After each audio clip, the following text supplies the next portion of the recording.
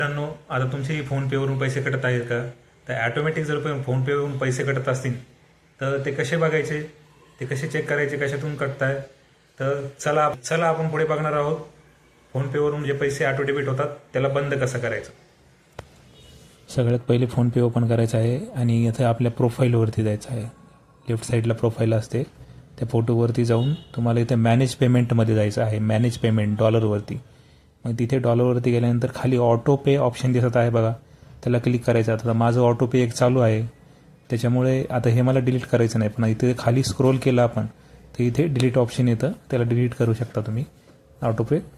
आता हा व्हिडिओ याच्यासाठी महत्त्वाचा होता की काही लोकांकडून चुकून ऑटो पे चालू होतं आणि त्यांचे पैसे कंटिन्यू कटत राहतात, पण त्यांना कळत नाही की त्यांचे पैसे कसे कंटिन्यू कटतात.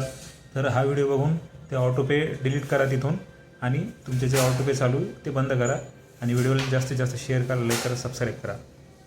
चला भेटूया दुसऱ्या व्हिडिओमध्ये.